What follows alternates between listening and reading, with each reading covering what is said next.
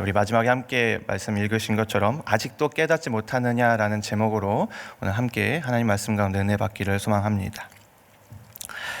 어느 날 얼마 전에 저희 아는 동생에게 연락이 왔습니다. 본인이 사역하고 있는 찬양 단체에서 어떤 싱글 음반을 내서 이제 그 음반을 좀 저에게 소개하고자 연락을 한 거예요. 제목은 중보자라는 찬양이었고, 이제 저는 이제 의리가 있어서 또 차를 타고 다니면서 계속해서 무한 반복으로 그 곡을 듣고 다녔습니다. 처음에는 이제 배경음악 삼아서 계속 그 찬양을 듣는데요. 계속 듣다 보니까 가사 하나밖에 머릿속에 남는 게 없는 거예요. 근데 듣고 보니까 5분 40초간의 그 찬양 시간 동안 약 2분에서 3분 정도 계속해서 이 한 문장만을 찬양을 하더라고요. 그게 뭐냐면 주는 흔들리지 않네라는 고백이었습니다. 주는 흔들리지 않네, 주는 흔들리지 않네라는 이 말을 참 왜 그렇게 간절하게 그렇게 고백을 하며 또 찬양의 거의 절반의 시간만큼, 예를 들어 제가 1시간을 차로 이동을 했을 때 30분 동안은 주는 흔들리지 않네라는 계속 그 가사를 듣고 있는 거예요. 처음엔 뭐가 그렇게 안 흔들릴까? 별 생각을 다 했어요. 이게 왜 그렇게 중요할까? 근데 몇 번의 반복을 거치고 계속해서 이 찬양을 듣는 동안 주는 흔들리지 않네라는 이 문장 가운데 참 여러 가지 또 문장이 들리게 되더라고요. 이전부터 지금까지 변함없는 주님, 예로부터 지금까지 흔들리지 않고 우리를 사랑하시는 주님, 알파와 오메가요, 처음과 나중 되시는 여전히 우리를 사랑하시는 주님, 이런 주님에 대한 고백이 이 한 문장, 주는 흔들리지 않네라는 그런 고백을 통해서 점점 깨달아지게 되더라고요. 오늘 우리가 예배하는 이 시간을 통해, 또한 전해지는 말씀을 통해 예로부터 지금까지 여전히, 그리고 앞으로도 계속해서 우리를 사랑하실 그 하나님의 단단함, 그 하나님의 사랑의 그 단단함과 여전함으로 인하여서 오늘도 살아갈 힘을 얻고 위로받으시는 우리 성도 여러분들 되시기를 간절히 소망합니다. 오늘 제목은 아직도 깨닫지 못하느냐라는 제목인데요, 마지막 절 21절 말씀에서 예수님께서 제자들에게 하시는 말씀이었고요. 오늘 본문 읽으시다 보면은 아마 앞에서 나오는 본문, 이제 11절 상단부에 나오는 부분들과 자연스럽게 이어지는 부분이다라는 사실을 깨달을 수 있게 되는데요. 아직도 깨닫지 못하느냐, 예수님께서 제자들에게 하시는 말씀이에요. 아직도 깨닫지 못하느냐. 어찌 보면 자신의 삶의 모든 것을 내려놓고 그 즉시로 예수님을 따라 나섰던 제자들인데, 그렇다면 제자들에게는 예수님이 그들의 인생의 전부였을 만큼 예수님을 따라다녔을 텐데, 도대체 아직까지 제자들은 무엇을 깨닫지 못했기에 예수님께서 이렇게 말씀하고 계실까? 우리 이 부분에 대한 궁금증을 가지고 우리 오늘 말씀을 함께 살펴보도록 하겠습니다. 우리가 오늘 읽은 본문은 바로 앞에서 나오는 유명한 사건, 칠병이어의 사건을 이어서 나오는 내용들인데요. 떡 7개와 물고기 2마리의 축사를 하셔서 예수님께서 4,000명이 넘는 무리들을 먹이신 이후에 배를 타고 이동을 하시다가 이 바리새인들이라고 하는 유대인의 종교 지도자들과 만나서 이야기를 하게 되는 장면입니다. 11절 말씀을 보시면 바리새인들이 나와서 예수를 힐난하며 그를 시험하여 하늘로부터 오는 표적을 구하거늘. 여기서 힐난하다라는 말은 원문에서 논쟁하다, 토론하다라는 의미로 사용됩니다. 그냥 이 바리새인들이 와서 마치 예수님께 막 따지듯이 손가락질하면서 비난하면서 얘기하는 그런 상황이라기보다는 서로가 어떤 주제를 놓고 논쟁을 하고 있는 그런 상황이다라는 것이죠. 그렇게 논쟁을 하는 와중에 주제는 아무래도 보니까 표적이라는 것 같습니다. 표적에 대해서 지금 예수님과 예수님의 일행과 또 바리새인들이 서로 논쟁을 벌이고 있는데, 이 바리새인들이 여기를 왜 왔을까? 예수님께서 말씀을 선포하시며 표적을 일으키시며 다니시는 동안 점점 예수님을 따르는 무리들이 생겨나기 시작하고, 예수님이 전하는 그 말씀들 가운데 그들이 생각하고 배워왔던 신학적인 관점들과 좀 다른 것들이 발견이 되면서 이 기회에 가서 좀 빌미를 잡아서 예수님을 시험하고 또한 예수님을 추방하고 몰아내고자 지금 예수님께 다가왔던 것입니다.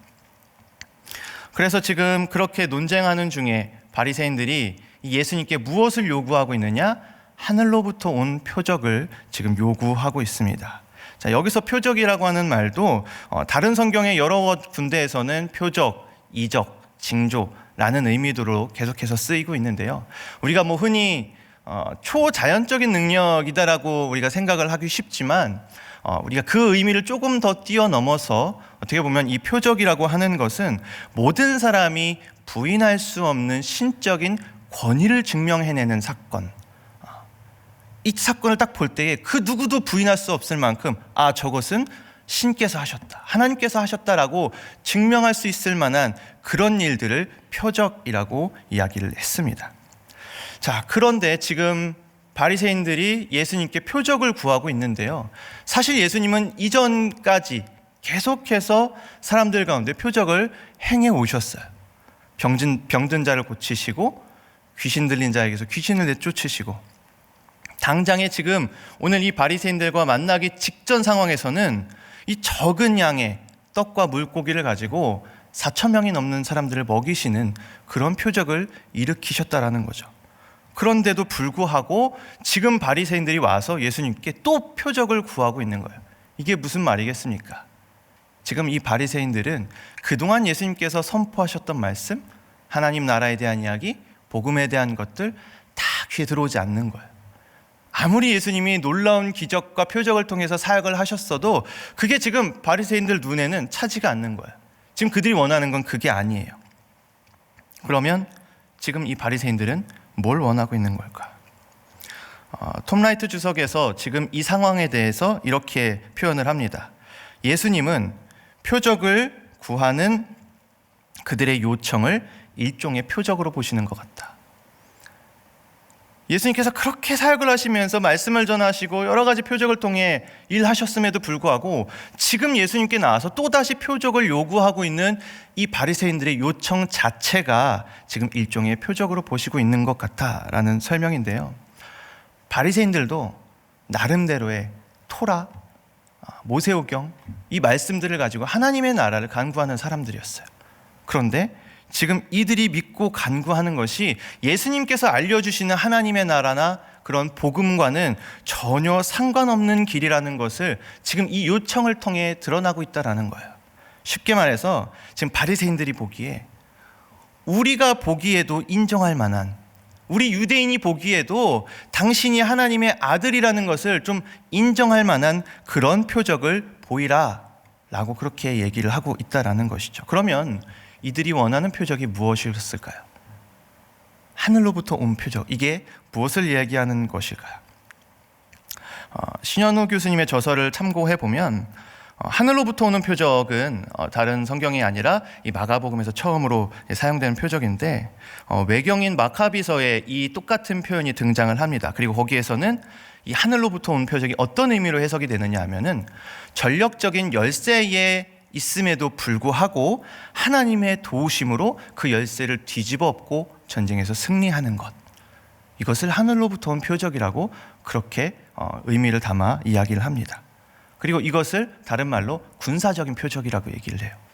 지금 당장 우리나라에게, 우리 민족에게 필요한 절대적인 능력, 힘, 전쟁에서 승리할 수 있는 가시적인 표적을 우리에게 보여달라라고 지금 그렇게 요청을 하고 있다라는 거죠. 지금 이 바리새인들이 요청하고 있는 건, 이 예수라고 하는 사람이 그동안 여러 가지 표적을 일으키면서 참 신기한 일들을 하면서 자신이 하나님의 아들이라고 그렇게 메시아라고 이야기를 하고 있는데, 그럼 과연 정말로 저 예수라는 사람에게는 우리 유대 민족을 로마로부터 해방시키고 우리 민족을 하나님의 민족으로, 하나님의 강력한 나라로서 다시 발돋움할 수 있게, 그리고 그 가운데 굳건한 왕이 되고 강력한 왕이 될 수 있는 자격이 있는 사람인지를 한번 시험해 보겠다라는 거예요. 이 사람이 정말 왕이 돼서 우리를 이끌어줄 만한 자격이 있는가? 저 사람이 정말 이 군사적인 표적을 통해서 군사적인 메시아로 우리에게 올 만한 사람인가에 대한 그런 마음을 품고 그를 시험하고 있다는 것이죠. 그리고 이러한 그들의 요청을 예수님께서는 다 눈치를 채시고 깊은 탄식과 함께 이 요청을 거절하십니다. 우리 12절 말씀 마가복음 8장 12절 말씀을 우리 같이 한번 읽어봤으면 좋겠습니다. 12절입니다. 함께 읽겠습니다. 예수께서 마음속으로 깊이 탄식하시며 이르시되 어찌하여 이 세대가 표적을 구하느냐 내가 진실로 너희에게 이르노니 이 세대에 표적을 주지 아니하리라 하시고, 지금 마가는 이 기록에서 생략을 하고 있지만 같은 내용의 본문인 마태복음 16장에서는 지금 이렇게 기록이 됩니다. 마태복음 16장 4절 말씀, 악하고 음란한 세대가 표적을 구하나 요나의 표적밖에는 보여줄 표적이 없느니라 하시고 그들을 떠나가시니라. 요나의 표적이 무엇입니까? 물고기 뱃속에서 3일 동안이나 있다가 살아나온 것? 아니면 그렇게 물고기 뱃속에서 겨우겨우 기적적으로 살아가는 동안 배가 가는 거리보다 훨씬 더 먼 거리를 정확하게 이동한 것? 이게 요나의 표적이었을까요? 아마 이 자리에 계신 분들은 너무 당연스럽게도 잘 아시겠죠. 하나님의 명령 때문에 지금 이 요나는 어쩔 수 없이 니느웨라는 곳으로 가게 됩니다. 그리고 그곳에서 3일 동안을 열심히 걸어야 다닐 수 있는 그 큰 성읍을 하루 동안 다니면서 예수님께서 전하신 말씀을 그들에게 전달을 해요. 이미 지금 요나의 태도에서부터 그가 얼마나 건성건성으로 말씀을 전했을지 상상이 되죠. 뭐라고 얘기하느냐면 40일이 지나면 니느웨가 무너진다. 아마 크게 외치지도 않았을 것 같아요. 딱 요 정도로 40일이 지나면 니느웨가 무너진다 라고 그냥 중얼중얼거리면서 그냥 한 바퀴 그냥 하루 만에 쭉 지나가지 않았을까 싶습니다. 그런데 참 신기하게도 말도 안 되는 일이 일어나죠. 요나도 아무런 기대하지 않았고 정말 아무 생각 없이 그냥 너무 하기 싫지만 그래도 하나님이 억지로 물고기에게 잡아먹혀서라도 여길 보내셨으니 그 말씀에 순종하여서 어쨌든 하긴 하는데, 이 건성으로 전했던 이 말 때문에 이 니느웨 성의 모든 사람들이 뒤집혀지게 되는 거예요.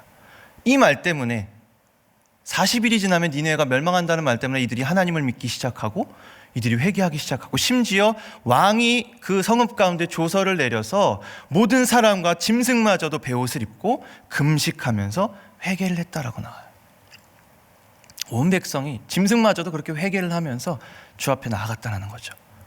그래서 하나님께서는 그들의 회개를 보시고 그들에게 내리시려고 했던 재앙을 거두시고 그들을 용서해 주십니다. 근데 이거를 본 요나가 너무 화가 나는 거예요. 자기가 생각했던 건 그게 아닌데. 그러니까 이제 하나님께 그렇게 얘기를 하죠. 와, 하나님, 참 하나님은 인자하시기도 하고 자비롭기도 하고 은혜롭기도 하고, 참 이렇게 어떻게 재앙을 내리시는 것을 거둘 만큼 그렇게 좋은 분인 것을 제가 이제 알았네요 라고 빈정대듯이 그렇게 하나님께 자신의 화를 표출하면서 차라리 나를 여기서 죽여주세요 라고 그렇게 얘기를 합니다. 뭐가 그렇게 요나를 화나게 했을까요? 요나가 지금 그렇게 화가 나서 이제는 제가 어떻게 되는지 두고 보겠습니다 라는 심정으로 성 밖으로 나가서 초막을 짓고 성을 바라봅니다. 근데 태양이 너무나도 뜨거워요. 근데 그 태양을 가릴 수 있는 커다란 박넝쿨 하나가 자라더니 요나에게 시원한 그늘을 제공하는 겁니다. 너무나도 팔팔 끓는 그 마음이 그냥 그 시원한 그늘 때문에 싹 녹아요. 그래서 너무나도 기분 좋게 그곳에서 쉽니다. 그런데 그 다음날 새벽 벌레가 그 박넝쿨을 갉아먹고 뜨거운 바람이 불어와 순식간에 어제 그렇게 크게 그늘을 드리워줬던 박넝쿨이 순식간에 그 다음날 사라지게 돼요. 그리고 또 요나는 하나님 앞에 화를 내게 되죠. 그래서 하나님께서 물어보시는 거예요. 요나야, 네가 지금 이걸 가지고 화낼 일이냐? 네, 하나님, 제가 화내다가 죽는 한이 있더라도 이건 제가 화나는 게 맞는 것 같습니다. 그러니까 하나님께서 계속해서 말씀하시는 거예요. 그러면 저 박넝쿨 네가 심었냐? 너의 힘으로 길렀니? 아니죠. 너는 그렇게 네 힘으로 기르지도 않고 너의 손을 타지도 않은 그 박넝쿨, 그리고 단 그 하루, 그 한나절의 시간 동안 너에게 편의를 제공했던 그 박넝쿨마저도 네가 이렇게 아깝고 아꼈던 것을 바라보면서 하물며 나는 지금 저 성읍 가운데 좌우를 분별하지 못하는 수많은 백성들과 짐승들이 있는데 나는 저들을 아끼는 마음이 얼마나 많이 남아있겠니? 그리고 내가 그들을 위해서 복음을 전하고 그들이 나에게로 돌아오기를 원하는 마음으로 너를 시켜서 복음을 전하게 했더니 넌 그걸 가지고 화를 내느냐? 라고 하나님께서 그렇게 말씀하시면서 요나서가 마무리가 되죠. 요나의 표적이 무엇입니까? 요나의 표적을 통해서 예수님께서는 지금 뭘 얘기하고, 내가 요나의 표적밖에는 보여줄 표적이 없다. 그럼 뭘 보여주고 싶으신 걸까요?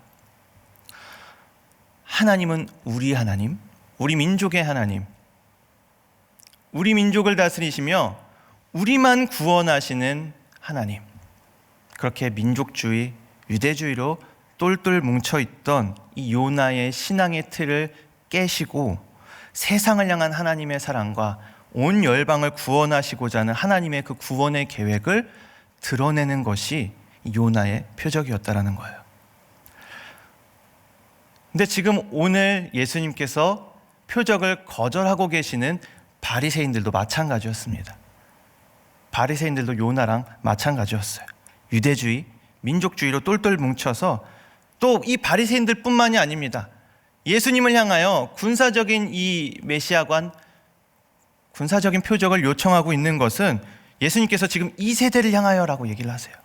지금 이 바리새인들 뿐만이 아니라 그 세대의 다른 백성들마저도 예수님을 향하여 그런 마음을 품고 있었다라는 겁니다. 자신들의 왕이 될 메시아를 찾고 그렇게 예수님 앞에 군사적인 표적을 요청했을 때 내가 요나의 표적 외에는 너에게 보여줄 것이 없다라고 예수님께서 그렇게 말씀을 하시는 겁니다. 그리고 그렇게 바리새인들과 헤어진 다음에 예수님께서 이제는 제자들에게 이렇게 얘기를 하십니다. 15절 말씀입니다. 삼가 바리새인들의 누룩과 헤롯의 누룩을 주의하라. 여기서 누룩은 밀가루 반죽에 넣어서 빵을 만드는 데 사용되는 누룩을 얘기를 하죠. 누룩이 그 밀가루에 들어갔을 때 그 밀가루를 부풀게 만드는 그 누룩의 영향력, 그 영향력이라는 의미로 성경에서 많이 사용되고 있고요. 또한 그 영향력 가운데서도 좋지 않은 영향력, 악한 영향력, 그런 영향력을 표현하고자 할 때 성경에서는 이 누룩이라는 표현을 많이 사용합니다. 자, 그러면 삼가 너희는 바리새인들의 악한 영향력, 헤롯의 악한 영향력을 주의하라 라고 이야기를 하고 있는데 그럼 그게 뭘까요? 지금 갑자기 헤롯이 나옵니다. 바리새인과 헤롯, 바리새인들은 유대민족의 종교 지도자들이었고요. 헤롯은 로마에서 온 이 유대 백성들을 다스리는 정치적인 지도자였어요. 이 둘이 어떻게 보면 굉장히 상극일 것 같은 그런 관계이지만 이들에게는 공통점이 있었습니다. 그게 뭐냐면 바리새인들이 지금 예수님을 군사적인 메시아로 기대하면서 그 표적을 요구하고 있잖아요. 그들은 예수님에게 군사적인 표적을 요구하는 군사적인 메시아로 봤다면 지금 헤롯은 이 예수라는 사람을 이 군사적인 메시아라고 여기고 예수님을 경계하는 사람이었습니다. 이 둘의 공통점이 있죠. 예수라는 사람을 유대민족의 영웅으로 보고 있는 거예요. 그러나 분명히 입장의 차이는 있었습니다. 바리새인들은 그러한 상을 예수님으로부터 원했고 이 헤롯은 예수님에게서 그런 영웅이 될 상을 경계를 했던 것이죠.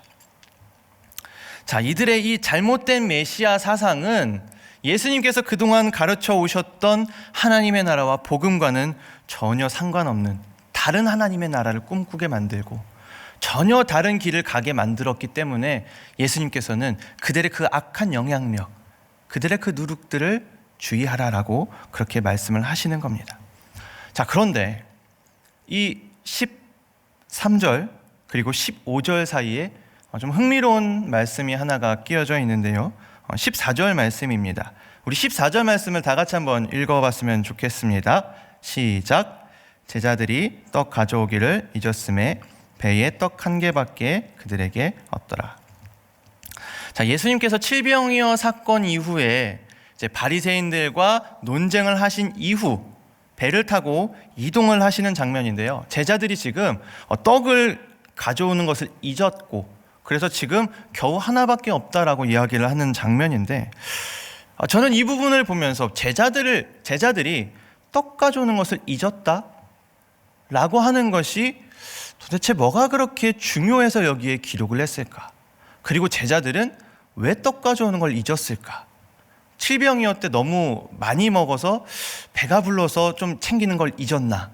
라는 참 여러 가지 생각들을 하게 되는 그런 구절이었던 것 같아요. 그래서 이 부분에 대해서 왜 이런 기록들을 적어놨을까라는 부분들을 찾아보니까 이런 해석들도 있더라고요.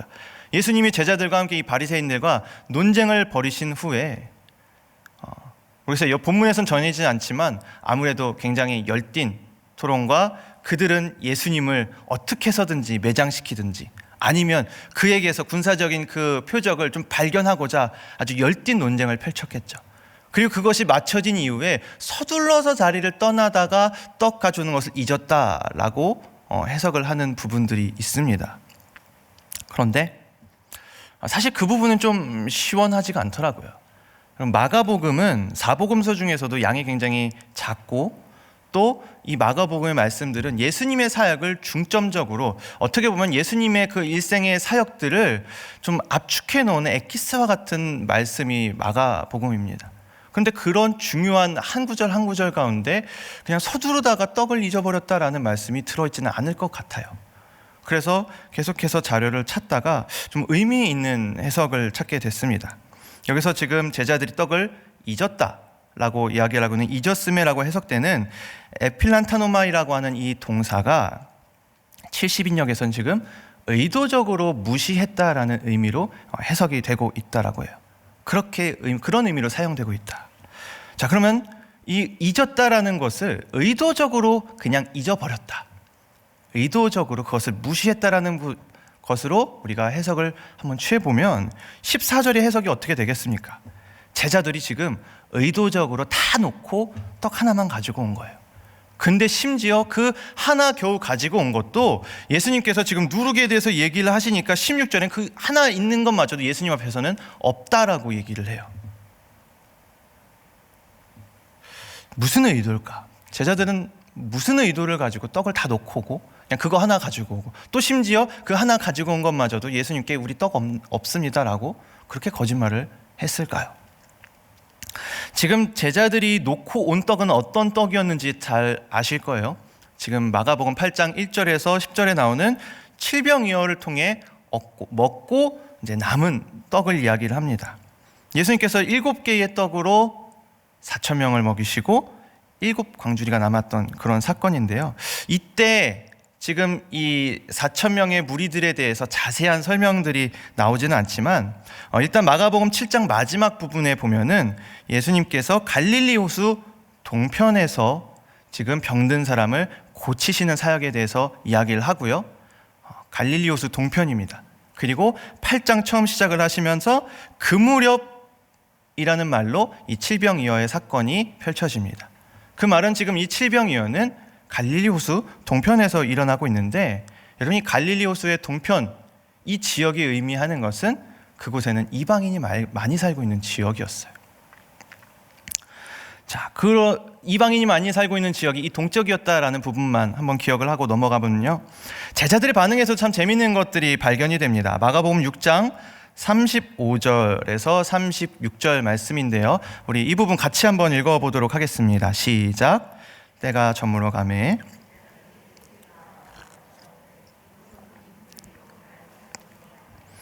무리를 보내어 두루 촌과 마을로 가서 무엇을 사 먹게 하옵소서. 예수님의 고향이고 유대인들이 거주하고 있는 지역인 이 갈릴리 호수의 서편입니다. 아까 동편이었죠. 지금은 서편에서 이 오병이어를 위한 사건, 이 오병이어 사건의 무리들이 지금 모여 있는데, 지금 말씀을 보니까 제자들이 먼저 예수님 앞에 가서 이 무리들이 배가 고플까봐 지금 어떻게 해야 될지에 대해서 예수님께 요청을 먼저 하고 있는 장면입니다. 지금 이 무리들에 대한 걱정을 나타내고 있는 거죠, 제자들이. 그런데 오늘 우리 본문 8장에서 위로 가보시면 4절 말씀에는 조금 다른 양상이 진행됩니다. 예수님께서 먼저 무리들의 배고픔을 걱정하시고요, 제자들이 그에 대해서 예수님께 말씀을 하시는 거예요. 마가복음 8장 4절 말씀, 제자들이 대답하되 이 광야 어디서 떡을 얻어 이 사람들로 배부르게 할 수 있으리까? 이 앞전에서 벌어졌던 오병이어의 사건과는 사뭇 제자들의 태도가 많이 다르죠. 왜 그렇게 달랐을까요? 이 제자들은 예수님과 그동안 함께 사역하면서 예수님의 말씀을 듣고 예수님께서 하시는 그 표적들을 계속해서 보고 체험하면서 그 한 명 한 명의 영혼이 얼마나 귀한지를 깨달았을 거예요. 그리고 뿐만 아니라 이전에 이미 예수님께서는 그 고향에서 제자들을 짝지어서 전도를 이미 보내시면서 제자들은 현장에서 사람들을 복음으로 전도하는 그런 시간들까지 다 보내왔습니다.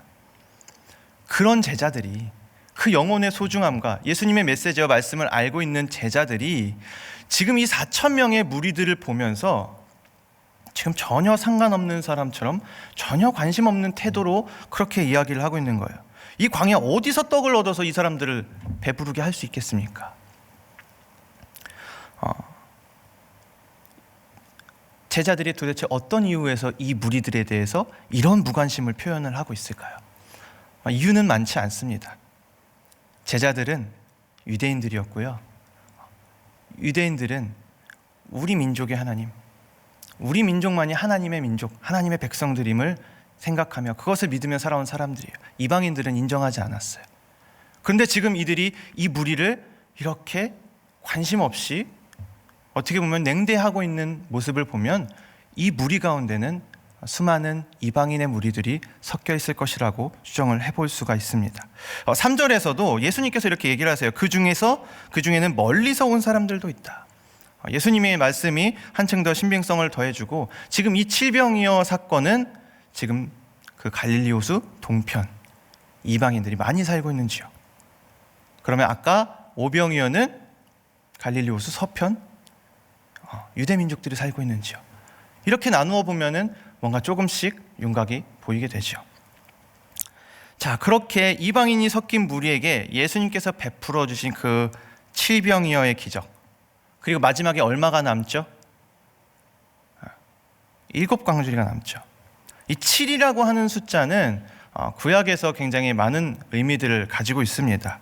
7이라고 하는 것은 가나안 땅의 7족속을 떠올리면서 이방민족이라는 의미를 가지고 있기도 하고요, 또 동서남북을 의미하는 숫자 4와 삼위일체 하나님이신 3을 더해서 하나님의 통치가 온 세상 가운데 가득함을 드러내는 숫자가 7이기도 합니다.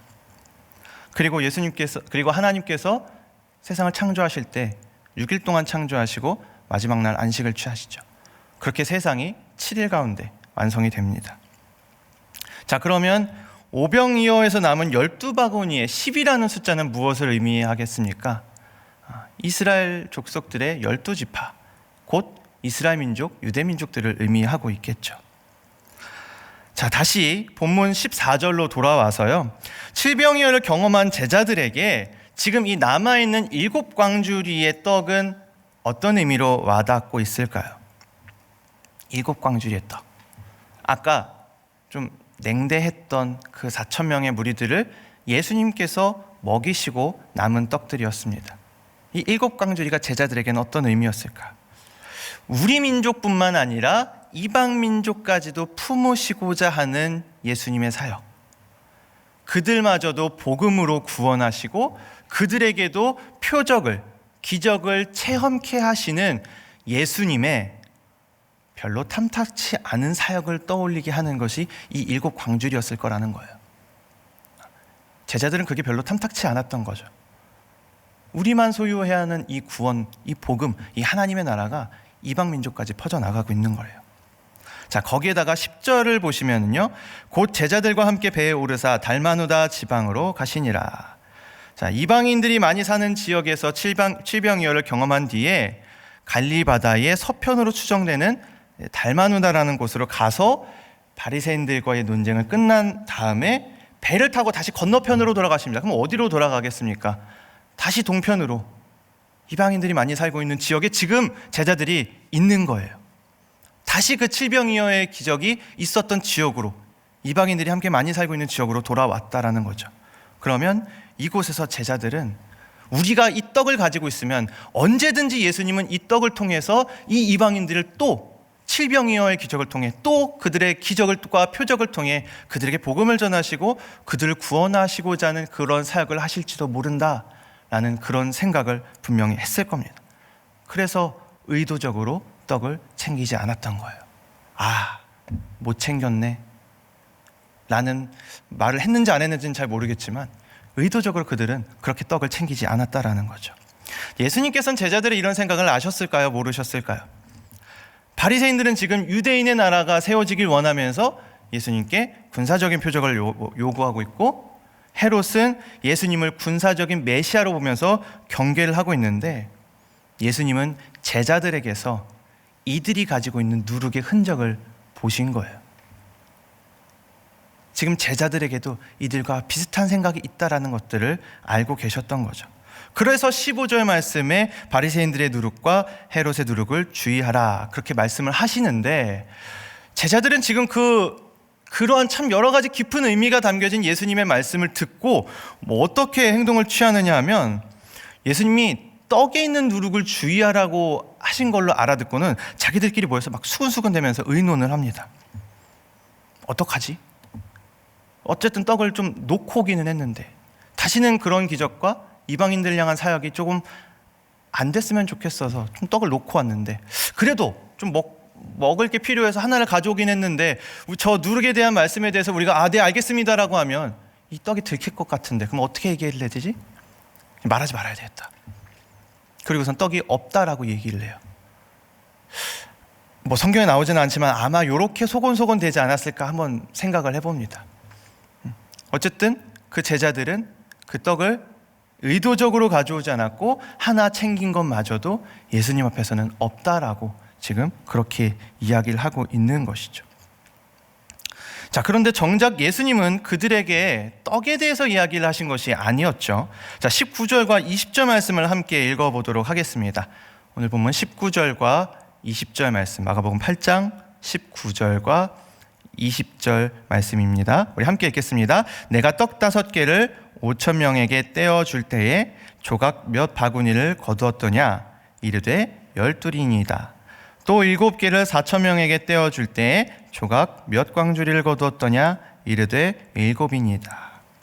자, 이 말씀을 보니까 5병이었대 남았던 12광주리와 7병이었대 남았던 이 7광주리가 혹시나 우연히 그런 숫자에 맞춰져서 남지는 않았을까라는 의혹을 완전히 벗겨주죠. 예수님께서는 의도적으로 그러한 숫자 가운데 이 숫자들을 지금 강조하시면서 12광주리, 7광주리를 남기셨던 겁니다. 자, 그러면 10위는 아까 뭐라고 말씀드렸죠? 이스라엘의 12지파, 곧 이스라엘 백성들, 유대민족들을 이야기하고요.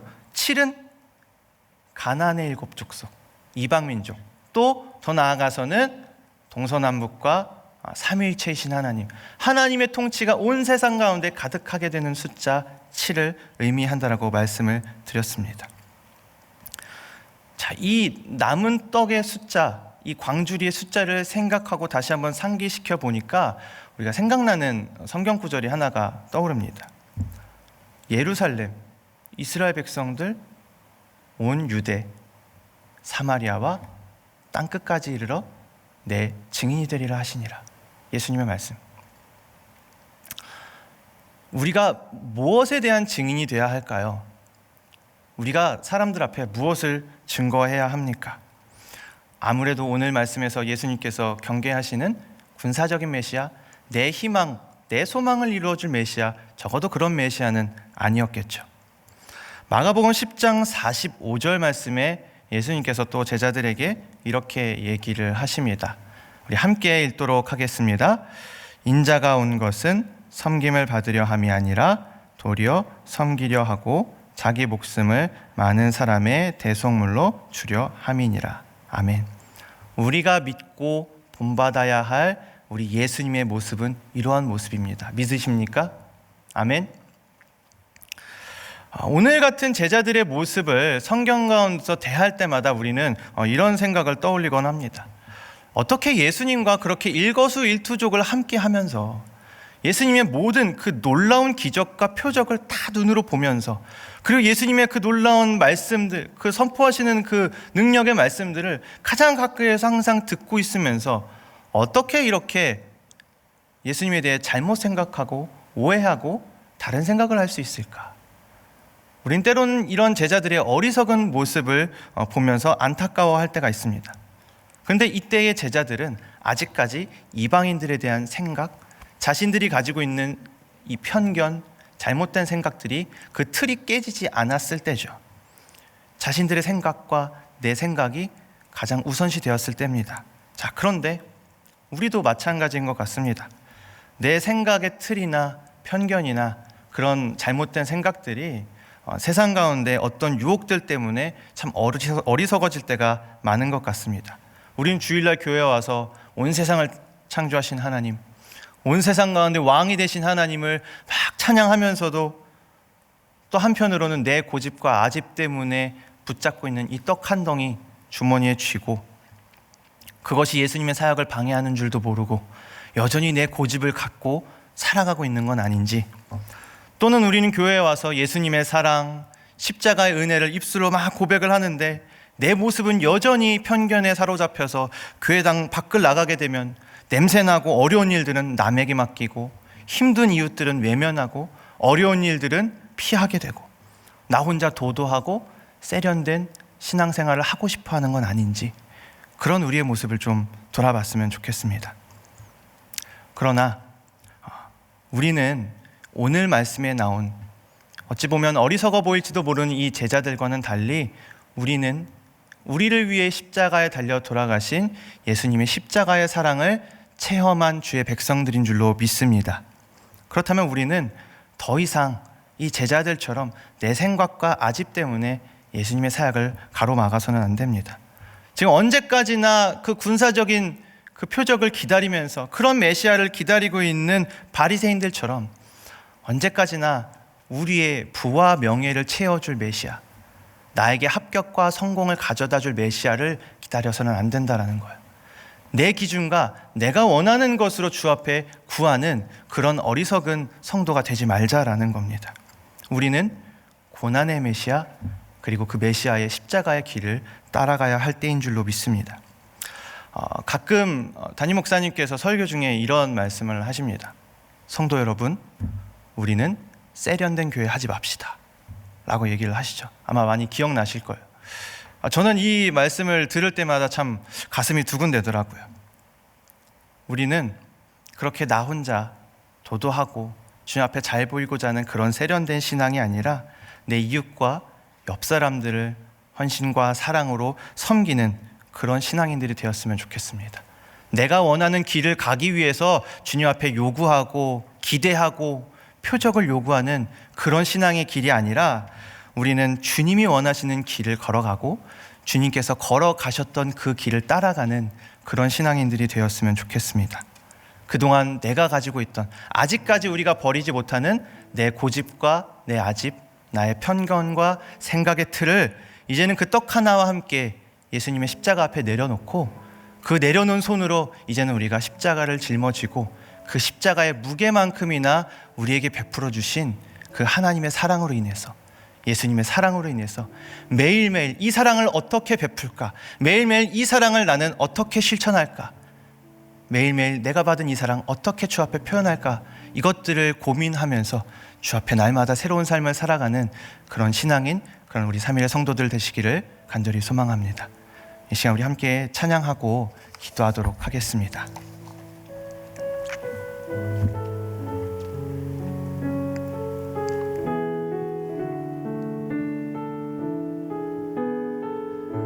함께 찬양합니다. 주께 가오니.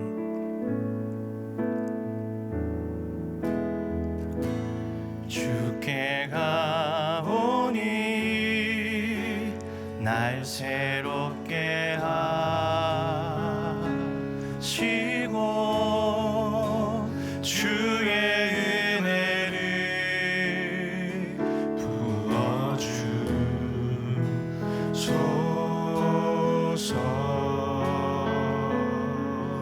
내 안에 발견한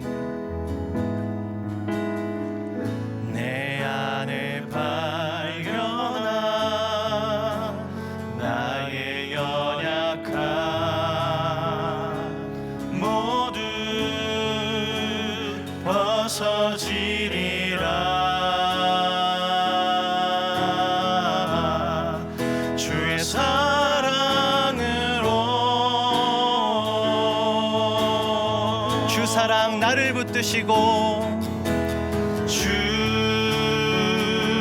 사랑 나를 붙드시고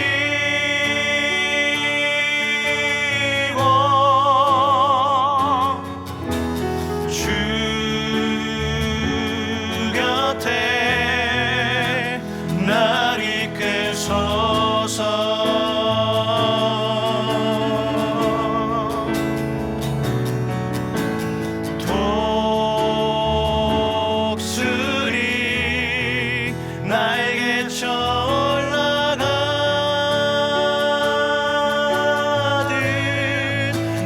주님과 함께 일어나 걸으리. 주의 사랑 안에 2절로 찬양합니다. 나의 눈 열어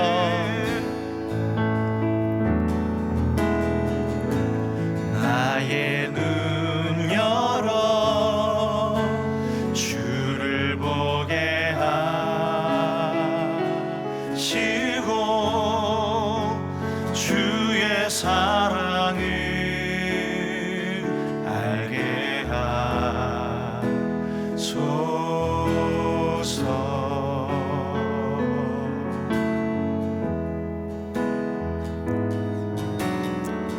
매일 나의 삶에 주 뜻 이루어지도록 새롭게 하소서. 주의 사랑으로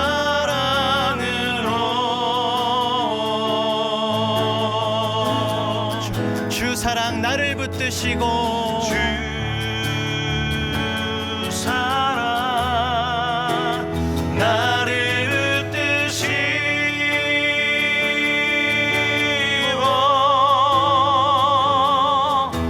주 곁에 날 이끄소서.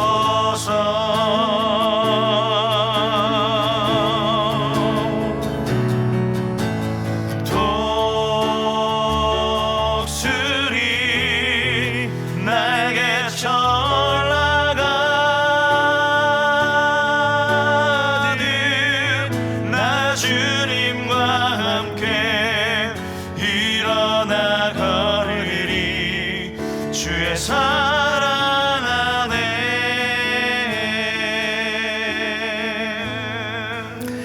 이 시간 우리 같이 말씀을 기억하며 함께 기도했으면 좋겠습니다.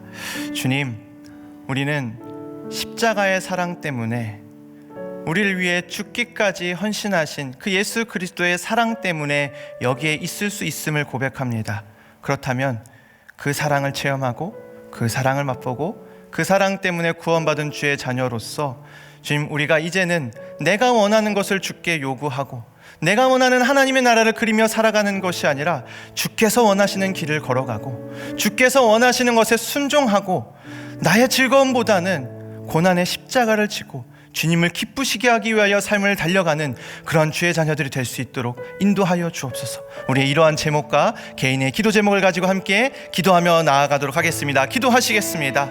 살아계신 아버지 하나님 감사합니다. 아버지 하나님, 오늘도 우리에게 귀한 말씀을 허락하셨을 때 주님, 제자들의 지금은 이 부족하지만